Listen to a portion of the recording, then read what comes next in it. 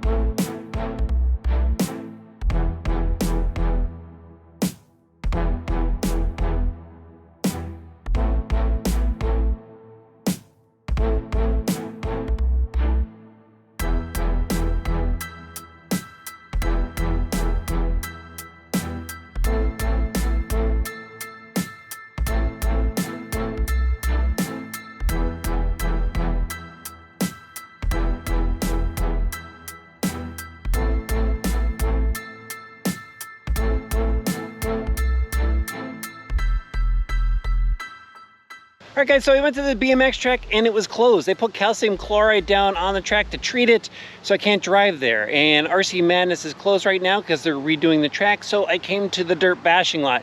Didn't want to come here because there's a lot of rocks, but I gotta get this thing dirty. I gotta drive it, I gotta show you a little bit of action, so I'm gonna make the best of it. So let's go rip on this thing.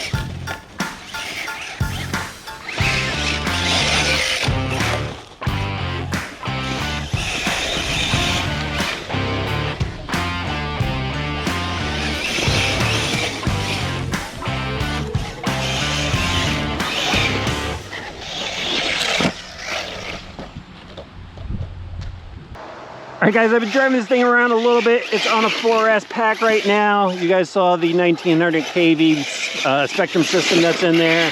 It's got some rip to it, but what I've noticed so far is this thing is really, really stable. I mean, I've been taking it off a few jumps, and it just lands nice and flat. And you can just kind of see how it remains level when it's just ripping through the bumps and stuff.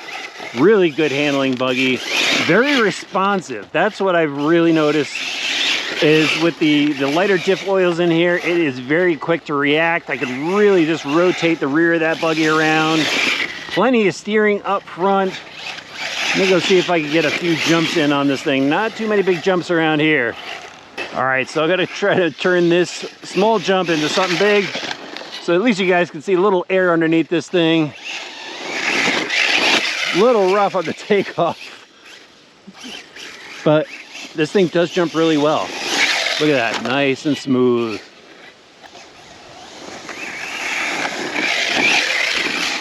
There we go, see, nose is getting up there now. Nice. Just kind of a floating roller jump here.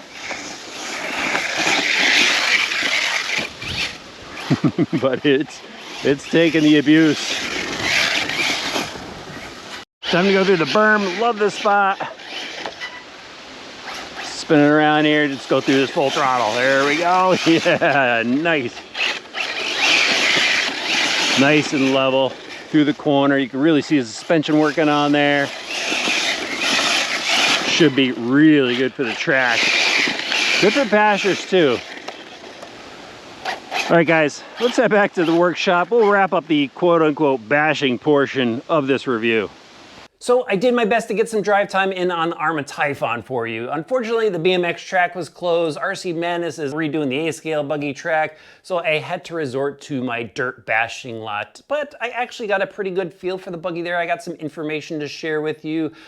First up, what I really noticed is the handling of this thing. The chassis stays nice and level through the rough, really controllable, so I could see that translating really well on the racetrack, keeping this thing dialed, keeping it planted to the surface.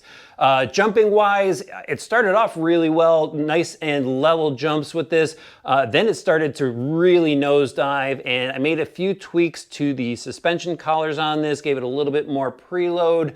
I think that the buggy settled in a little bit, and after that it jumped nice and level again, and nose down if I wanted to pull it out of the some of the jumps. And then racing, you do that. You want to downside the jumps, get the tires back on the ground and keep going. So I can already see that this is going to, again, translate well to the racetrack. Lots of acceleration. You know, I've got the 4S battery pack in there, 16-tooth pinion with a 1900 kV motor. So plenty of acceleration on the bottom end. I think it will really rocket out of the corners.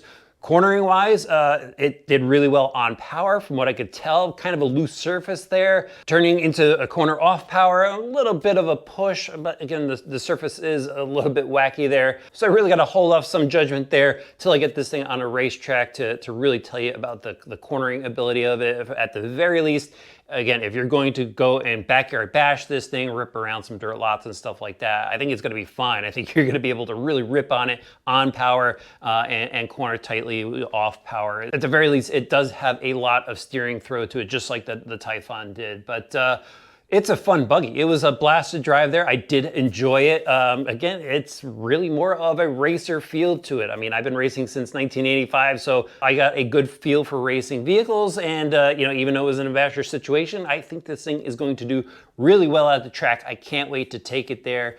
For those of you that want to know how fast it goes, because yes, this is labeled as a basher video, and you probably want to know how fast it goes 41 miles an hour with that setup that I told you. So that's pretty decent speed out of a 4S pack, 1900 kV motor, 16-tooth pinion. A lot of fun. I really enjoyed it so far. Can't wait to get to the track. So if you haven't done so yet, hit that subscribe button and the notifications bell, because there's going to be another video on this where I take it to the track, get this thing dialed in, and let you know all about the handling traits. Can't wait to do it. If you got any questions or comments, throw it down below. I've got links down in the video description as well. While you're there, hit that like button, and we'll see you back soon for some more RC Driver videos.